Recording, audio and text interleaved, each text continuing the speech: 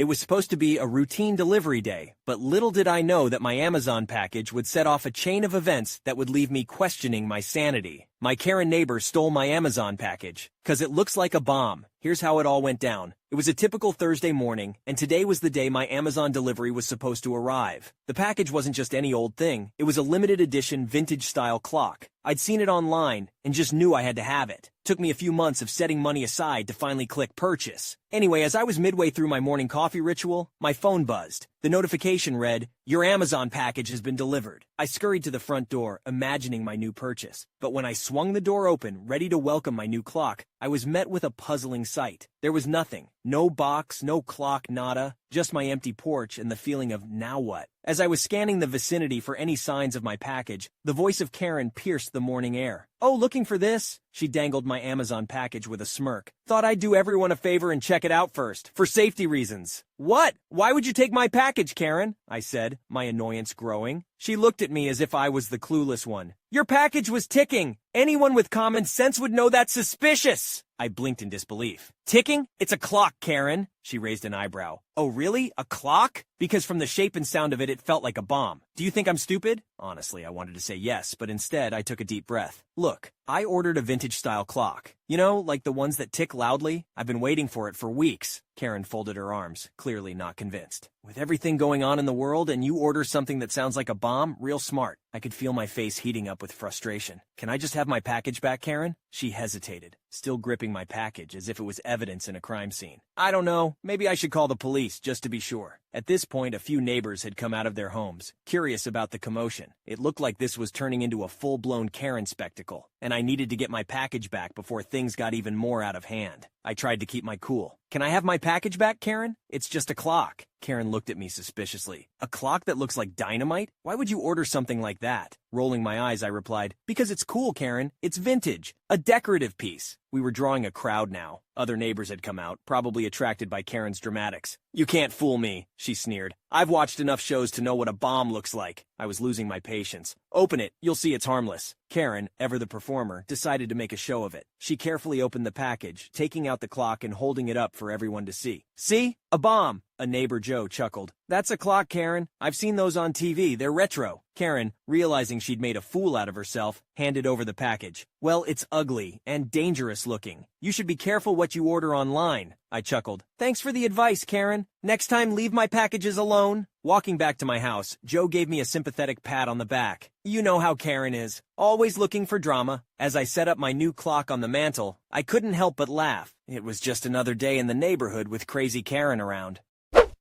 Wow, what a crazy story. Can't believe Karen thought a clock was a bomb. Some people just love drama. Anyway, make sure to hit that like button and subscribe for more entertaining stories like this. I never expected our small vacation to my hometown would unravel into a web of tension and misunderstandings. From Shay's strange behavior towards my dad to our heated argument and eventual separation, everything seemed to spiral out of control. Now, as I sit here, reflecting on the events that transpired, I can't help but wonder how it all went down. My girlfriend Shay, 27 years old, and I, 26 years old, are on a small vacation to my hometown. She has only ever met my dad and extended family, aunt, uncle, and cousins over the phone, so I thought this would be a great opportunity to introduce everyone properly. However, since we've arrived, Shay's behavior towards my dad has been seriously off-putting. For example, I thought it would be fun if we all went horseback riding. My younger cousins do it as a hobby, so I thought it would be nice to do an activity that we would all enjoy. But Shay wouldn't even get on the horse because she said she was scared. It's been years since I've been on a horse, but they were so calm and honestly not a problem at all. I offered to stay with her while the others enjoyed themselves, but she insisted I go because my dad already offered to stay behind. He doesn't usually go horseback riding either. It was weird that she didn't want me there too, but I left it be. There have been other instances too, like how she asked my dad to show her around town instead of staying with me and meeting my old friend from high school. It was an impromptu meetup. We literally ran into him while we were looking for somewhere to get lunch with my dad, but it would have been nice if she made the effort to get to know him instead of going with my dad. The breaking point came when we gathered at my aunt's house for dinner. Shay, who is known for her baking skills, prepared cupcakes. She made a special batch of chocolate and peanut butter cupcakes, knowing they are my dad's favorite. While she made a variety of cupcakes, none of the others were the preferred flavors of our other relatives. Once we reached the Airbnb, the tension between us was palpable. I couldn't shake off the feeling, so I decided to confront her. "Shay," I began cautiously, "I know your dad left when you were young and you two don't talk anymore. Do you think maybe you're, I don't know, getting close to my dad because you miss that fatherly connection?" Her eyes widened in surprise, and I quickly added, "Just try not to lean into your daddy issues too much, okay?" I tried to make it sound light, even chuckling a bit at the end. Her expression shifted from surprise to anger in a split second. "Are you serious?" she snapped. "I'm here, trying my hardest to connect with your family, while you've done nothing to make me feel welcome." I was taken aback by the intensity of her response. "Shay, I was just joking. I didn't think it would upset you this much." "Maybe you should think before you speak then," she shot back, her eyes glistening with tears of frustration. Both of us, too stubborn to see the other's point, found no middle ground. That night, I ended up crashing elsewhere, letting the weight of our argument sink in. A day after what happened, I got it. Making jokes about the situation was a jerk move. I should have voiced my concerns differently. I returned to the Airbnb, and guess who was there? My dad, cleaning up after breakfast with my girlfriend. He said he'd brought breakfast from a nearby cafe, but I missed him. Apparently, Shay had filled him in on our argument, and he wasn't pleased. So where was Shay? My dad said she was showering and they planned to look for me at my aunt's. Since I wasn't at the Airbnb or with him, they figured that's where I'd be. We chatted while cleaning up. I noticed the breakfast receipt. Given the cafe's proximity and timing, my dad had been there with Shay for over 2 hours. Odd, but I kept quiet. I remembered the backlash from voicing dumb concerns. Dad mentioned things many pointed out. Shay didn't want me to miss out on activities. She wanted to give me solo time with my friend, and they chatted about his favorite cupcake flavor. It was awkward, but we talked. After my dad left, I apologized to Shay. She was upset, said there were issues before this trip, and this just made things worse. We had plans to join my aunt's game night, but Shay chose to stay back, needing space to reflect. I understood her need. I was uncertain about staying at the Airbnb, grateful she didn't end things immediately. In the end, we decided to part ways. Tonight she's at a hotel and she'll be heading out tomorrow. Communication between a couple is the key to avoid situations like these. It's important to express our concerns and feelings openly and honestly, while also being receptive to our partner's perspective. Taking the time to listen and understand each other can help prevent misunderstandings and strengthen the bond between two people.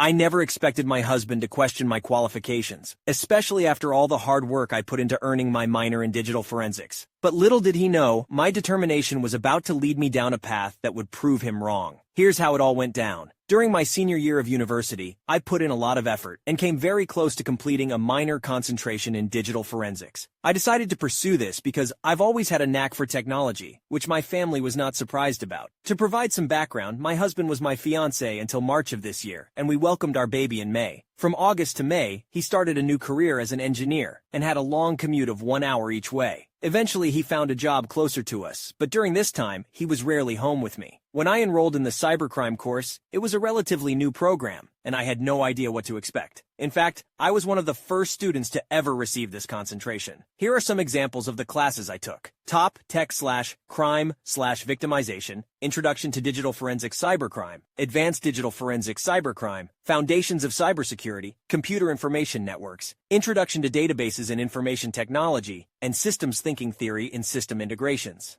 My focus was spread across various aspects of information technology, and I felt overwhelmed. It took me a total of 4 semesters, but the last 2 were particularly challenging to grasp. Despite being heavily pregnant, planning a wedding, working on my senior seminar, and learning cybersecurity concepts, I managed to achieve a 3.75 GPA in my concentration. One of our projects involved using programs like Wireshark to perform packet sniffing and traffic analysis. Prior to this, we also utilized other software. The objective was to gain a deep understanding of event logs and data packets, and our teacher emphasized the importance of having a solid foundation in the protocols of the TCP/IP suite. In addition, we covered topics such as intrusion detection systems, forensic techniques, and network traffic. I encountered difficulties while learning about backdoor attacks, which allow unauthorized access to a computer or server by bypassing encryption methods implemented for security purposes. We explored various aspects related to malware, network threats, protocols, the historical context of these attacks, DOS attacks, and even SQL injection attacks. To understand these concepts better, we studied the architecture of such attacks and devised strategies to utilize the backdoor technique. It's worth noting that we used simulated malware for our assignments, not actual malicious software, so I made a joke about applying for an entry-level information technology job, but my husband seems to doubt my qualifications. I told him, "Hey, guess what? I'm thinking of applying for an entry-level IT job." He raised an eyebrow and said, "Really? Do you even have the qualifications for that?" Feeling a bit taken aback, I replied, "Excuse me? I worked my tail off to get that minor before graduation. You of all people should know how hard I worked." Mike, trying to defend himself, said, "I just thought since I'm an electrical engineer, I'd have a better understanding of IT stuff." I couldn't hold back my frustration. Being an electrical engineer doesn't make you an IT specialist, and by the way, I was 8 months pregnant, couldn't even walk for graduation, and still managed to complete my courses. A little acknowledgement would be nice. Am I a jerk for thinking he was out of line to question my capabilities? It broke my heart to see how selfish my partner was being, potentially robbing me of success. I know he didn't mean to, but you should never ever tell someone they can't do something, especially your wife/husband. I also realize that he doesn't specialize in IT, so anything he says is actually irrelevant, lol. I guess I just wish my husband was more supportive and less pessimistic. That kind of attitude keeps you in a box, so limited, not able to grow. Only I can see it in my heart and mind. Of course, others will try to disagree, even if they have no right to criticize, because they only know me as the person I was in the past. Meaning,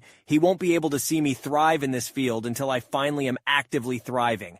He cannot mentally comprehend that I am capable of it because he's stuck on the old me. It will only be until I actually succeed and demonstrate it, making technology a more realistic version of myself. Well, I've tried to have a conversation about things, but my husband shuts it down. I showed him Reddit. He barely read the thread. He stands on his opinion. I am a badass, intelligent, tech-savvy individual, and have been since before he was in my life. I'm not going to let him tell me what I can or cannot do. He also doesn't know I'm already talking to someone about a position in software development. They came to me. She has faith in my skill set and thinks I can do so much more with my background. The job is also way cooler, and she's willing to teach me a lot that I'll need to advance in. I've gone from considering an entry-level job to potentially joining a team of software developers/engineers. Wow, my mindset has changed in just a couple of days. I'm keeping my options open, but what this Reddit has taught me is nobody, not your friends, not your family, not even your spouse, will be a reliable support system in your success story. Only you are. It will hurt, and you will question your capabilities, but it's even more reason to prove them wrong and believe in yourself. It hurts that he can't believe in me, even if it was jumping out of a plane. I wish he was my #1 supporter and valued my intelligence more. Even if he didn't, I wish he was nicer about it. I feel like a part of our entire relationship has died after this weekend because the one person I wish cheered me on during what seems to be the impossible put me down at a vulnerable time in my life. I want someone who cheers me on so much, even if it's ridiculous and clear that I'm gonna fail. I want someone who is okay watching me fail and succeed. I want someone who has faith in me, who knows I can do anything I set my mind to with determination. Girl, go for it. Don't let yourself be trapped by anyone's opinions, even if it's your husband's. At the end of the day, it's your future and your happiness that matters most. You've got the qualifications and the drive. Trust in yourself and do whatever makes you happy. Life's too short for regrets. I never imagined that a simple request to bleach my hair for a wedding would lead to a series of unexpected events. Little did I know that my refusal would not only strain our friendship, but also unravel a chain of consequences that would ultimately bring the wedding to a screeching halt. Here's how it all went down. So, I'm 25, and I'm supposed to be in my friend Zoe's bridal party. She's getting married in December 2024. A few days ago, she met with me and the rest of the bridal party to talk about hair, makeup, dresses, and all that. At first, everything seemed cool. She's going for this winter wonderland theme. So we're talking blue dresses in different shades, like a gradient, plus silvery stuff, snowflake jewelry, and soft makeup. Oh, and blue contacts for those of us who don't have blue eyes. That's a bit out there, but I've worn colored contacts for Halloween, so no biggie. I was chatting with Zoe when she dropped the bomb. "I want all of us to dye our hair for the wedding," she said excitedly. I looked around the room. Some of the girls, including Zoe, were natural blondes. "I'm thinking of going platinum for the wedding," she added. I raised an eyebrow. "What about the rest of us? You know, the 2 brunettes, the strawberry blonde, and the redhead?" She waved her hand dismissively. "You'll all look great as blondes." I hesitated. "Zoe, I've never dyed my hair. I've thought about it, but I'm not sure. Plus, it's expensive, and I don't want to regret it." She looked surprised. "Why haven't you dyed it?" I sighed. "When I was younger, my mom used to flat iron my hair all the time. It really damaged it. I think it's even thinner now. I've heard bleaching can be rough on hair, and I'm not ready for that." Zoe tried to reassure me. "It'll be fine. I'll even pay for it." I shook my head. Thanks, but no, what if I wear a wig? She frowned. Wigs look fake. I want us to bleach our real hair. I could feel the tension rising. Zoe, I just can't. She looked hurt. You're ruining my wedding. Do you know my fiance's grandparents from Argentina won't be there? You'd be ruining the photos and video for them. I felt a pang of guilt. I'm sorry, Zoe, I murmured, reaching for my purse. I'll cover my meal. And with that, I left. I really don't want to dye my hair, but I also don't want to ruin Zoe's picture-perfect day. Am I the jerk here? I met with Zoe yesterday afternoon, and we talked things over. I pointed out many concerns. She apologized, saying she now realizes the bleaching request was out of line. Since she's only bleached her hair once and is naturally blonde, she wasn't familiar with the process for dark hair. She didn't know it could be so challenging, time-consuming, and potentially damaging. Reflecting on it, she felt she had been unreasonable. I reassured her that she wasn't being unreasonable, just uninformed and passionate, leading to our disagreement. We hugged it out, and things are good now. Regarding the wigs, there won't be any. She's dropping the group blonde idea. I convinced her she'd stand out better if her entire bridal party wasn't blonde and that dark and red hair would complement her winter theme. The contacts are also optional. They're a piercing blue and look quite cool. About the grandparents, Zoe clarified that Frank's family in Argentina isn't of German descent, so there's nothing to speculate or debate about. However, she was horrified when she pieced everything together and realized how it appeared. She had been aiming for Elsa vibes, not Aryan Nation vibes, and that realization embarrassed her more than the story being public. She wasn't even aware that Nazis fled to South America after World War II. Zoe has officially messaged everyone in the bridal party to inform them about the change of plans and to apologize for her outburst and the stress it caused. She's also excited for us to brainstorm a new hair makeup look and to go dress shopping. As for those wondering if the groomsmen were held to the same standard, I'm not sure. After resolving this whole situation, I didn't feel the need to ask. Zoe and I have reconciled and everything's fine now. To summarize, this is all secondhand information from Zoe via text. Zoe spoke to Frank the day after our meetup. He had been away due to work and returned the morning after our conversation. It turns out 3 of his groomsmen, including the best man, had already started the bleaching process. It worked for 2 of them since they had light hair, but not blonde. However, his best man, Brandon, now has orange hair. It's patchy because he did it at home with a friend while they were drinking. Now, he needs to visit a salon to fix it, and his hair feels damaged. Frank told Zoe that since half of his side has taken the plunge, and it affected Brandon's hair, the rest of the bridal party, and he specifically mentioned me, should just get it done. This led to a massive argument, resulting in Zoe calling off the wedding and Frank ending the engagement. Zoe is currently staying at her parents' house, and they haven't spoken since. I feel terrible. While I understand my right to set boundaries, I can't help but feel that if I hadn't made such a fuss and just complied, none of this would have happened.